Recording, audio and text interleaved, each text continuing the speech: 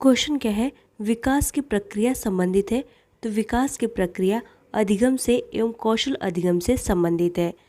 विकास की मंद गति की स्थिति में अधिगम होता है, तो अधिगम भी कैसा होता है, मंद होता है।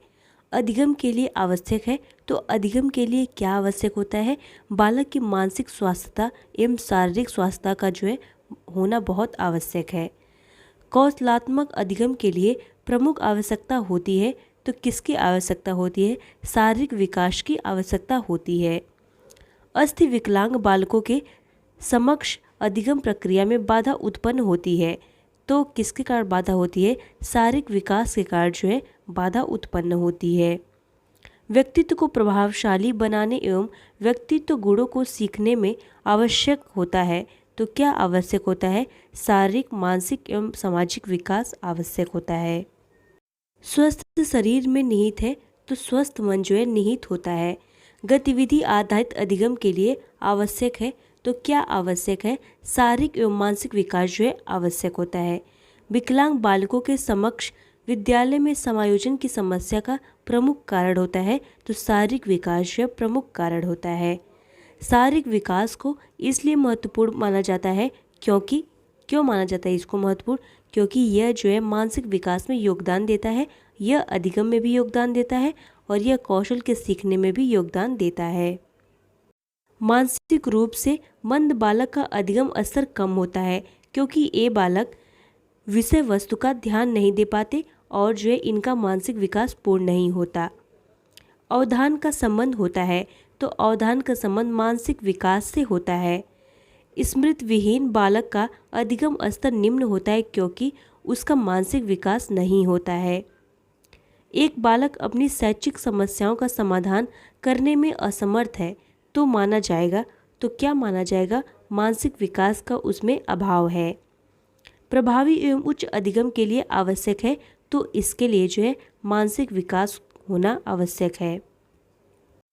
अधिगम से संबंधित मानसिक शक्तियाँ हैं, तो स्मृति है, अवधान है और चिंतन है।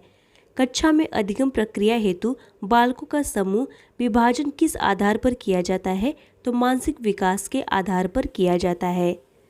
अधिगम प्रक्रिया में चिंतन की प्रभावशीलता प्रदर्शित करती है, तो क्या प्रदर्शित करती है, उच्च मानसिक विकास को प्रदर्शित करती है। अधिगम प्रक्रिया में प्रमुख भूमिका होती है, तो मानसिक शक्तियों की प्रमुख भूमिका होती है। किसी कार्य को सीखने में सफलता के लिए आवश्यक है, तो क्या आवश्यक होता है, उचित शारीरिक विकास, उचित मानसिक विकास आवश्यक होता है। उच्च मानसिक विकास के लिए आवश्यक है, तो उत्तम स्वास्थ्य इसके लिए आवश्यक होता है। मानसिक विकास की मंदता प्रभावित करती है, तो यह अधिगम को प्रभावित करती है। प्रभावशाली बालकों का अधिगम स्तर उच्च पाया जाता है, क्योंकि उनका मानसिक विकास होता है। उनका मानसिक विकास कैसा होता है, उच्च होता है। अरस्तु के अनुसार शिक्षा का प्रमुख उद्देश्य माना जाता है, तो मानसिक शक्तियों का विकास माना जाता है। शिक्षक के मानसिक स्वास्थ्य पर प्रभाव पड़ता है, तो शिक्षक अधिगम दोनों पर पड़ता है। वैज्ञानिक विधियों का प्रयोग प्रमुख रूप से अधिगम में उन छात्रों के लिए किया जा सकता है जो छात्र होता है प्रतिभाशाली होता है, उच्च मानसिक विकास वाले होते हैं। संवेगों का संबंध होता है, तो संवेगों का संबंध मूल प्रवृत्तियों से होता है। अधिगम की प्रक्रिया के प्रभावी रूप से विकसित होने के लिए आवश्यक है, तो संवेगात्मक स्थिरता आवश्यक है। भौतिक विकास एवं अधिगम के मूल में समावेश है, तो संवेगात्मक विकास का समावेश है। सृजन की क्रिया किस संवेग से बाधित होती है, तो घृणा से बाधित होती है। व्यवहार के सीखने में योगदान होता है, तो संवेगों का होता है। शैशवावस्था में प्रमुख रूप से विकसित होता है, तो प्रेम, भय, क्रोध विकसित होता है। व्यवहार में मर्यादा का समावेश पाया जाता है, तो संवेगात्मक स्थिरता के कारण एवं संवेगात्मक अस्थिरता के कारण। बालक शीघ्रता से निर्णय लेने की क्षमता सीखता है, तो किशोरावस्था में सीखता है। व्यक्तित्व निर्माण एवं विकास की प्रक्रिया में योगदान होता है, तो संवेगों का अस्थायित्व का। एक किशोर भूख लगने पर खाना बनाने का प्रयास करता है तथा खाना बनाना सीख जाता है, उसका यह प्रयास माना जाएगा, तो संवेग द्वारा सीखना इसको कहा जाएगा। एक बालक को धन की आवश्यकता होने पर पिता से धन मांगता है। इसके लिए उपेक्षा मिलने पर वह धन कमाने के लिए भिन्न कौशलों को सीखने लगता है। इस कार्य में किस संवेग का योगदान होता है?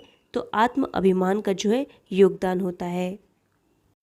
एक बालक मर्यादित व्यवहार को सीखता है। इसके मूल में उद्देश्य निहित है। तो इसमें क्या उद्देश्य निहित होता है? तो चारित्रिक, नैतिक, सामाजिक विकास का। मुनरो के अनुसार चरित्र में समावेश होता है तो अस्थायित्व का एवं सामाजिक निर्णय लेने का समावेश होता है। चारित्रिक विकास के अंतर्गत विकास संबंधी क्रियाओं को बालक सीखता है। तो कैसे सीखता है? आत्म अनुशासन के द्वारा, मर्यादित व्यवहार के द्वारा और नैतिक व्यवहार के द्वारा सीखता है। चरित्र को माना जाता है। तो चरित्र को क्या माना जाता है? सामाजिक धरोहर माना जाता है। चारित्रिक विकास संबंधी क्रियाओं को बालक सीखता है। तो कैसे सीखता है? पूर्वजों से सीखता है, परिवार से सीखता है, शिक्षक एवं विद्यालय से सीखता है। एक बालक सत्य इसलिए बोलना सीखता है क्योंकि यह चरित्र का सर्वोत्तम गुण है। उसकी यह सीखने की प्रक्रिया है। तो उसकी यह सीखने की प्रक्रिया सकारात्मक है। एक बालक चोरी करना छोड़कर सत्य का आचरण सीखता है तो उसको सीखने की प्रक्रिया के मूल में समाहित होता है। तो क्या समाहित होता है? चारित्रिक विकास की भावना जो है समाहित होती है। अच्छे चरित्र की ओर संकेत करता है। तो अच्छे चरित्र की ओर क्या संकेत करता है? नैतिकता, मानवता और कर्तव्य निष्ठा। हम की भावना से संबंधित क्रियाओं को बालक किस अवस्था में सीखता है? तो बाल्यावस्था में सीखता है। बालक विद्यालय में शिक्षक के गुणों को ग्रहण करता है क्योंकि वह शिक्षक को स्वीकार करता है। तो शिक्षक को किस रूप में स्वीकार करता है? तो चरित्रवान व्यक्ति के रूप में स्वीकार करता है। नैतिक क्रियाओं को सीखने के समय बालक की आयु होती है। तो बालक की आयु कितनी होती है नैतिक क्रियाओं को सीखते समय? लगभग जो है 4 वर्ष होती है। बालक अपनी क्रियाओं को परिणाम के आधार पर सीखने का प्रयास किस अवस्था में करता है?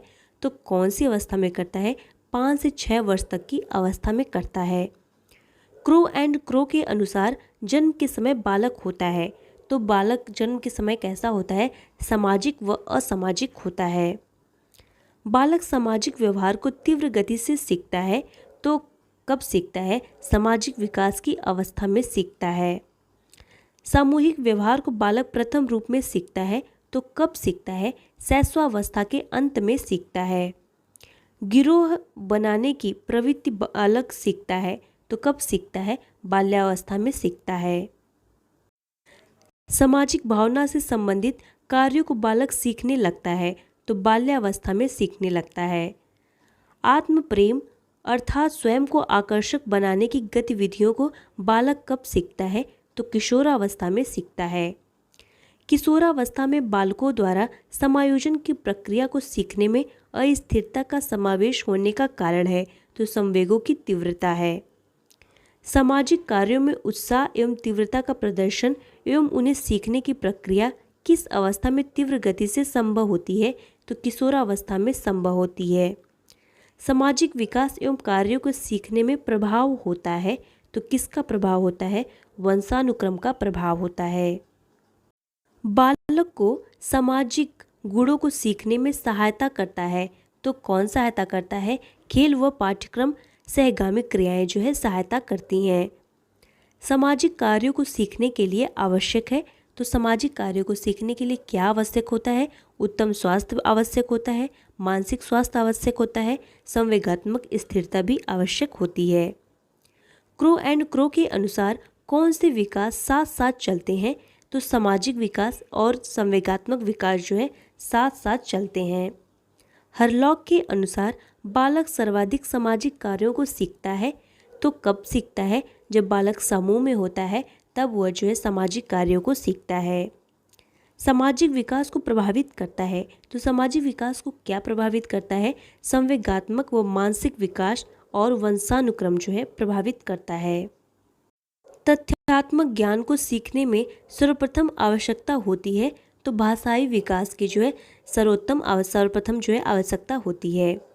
भाषाई क्रियाओं को बालक सर्वप्रथम सीखता है तो यह जो है परिवार से सीखता है।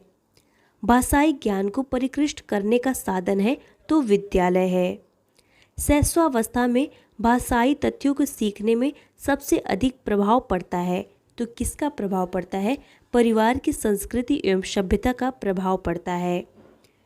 सामान्य भाषाई अधिगम की स्थिर में बालक लगभग 200 से 225 तक शब्द किस आयु में सीखता है? तो 2 वर्ष की आयु में सीखता है। भाषाई तत्वों को कौन अधिक तीव्र गति से सीखता है? तो बालक व बालिका जो है सबसे अधिक तीव्र गति से सीखते हैं।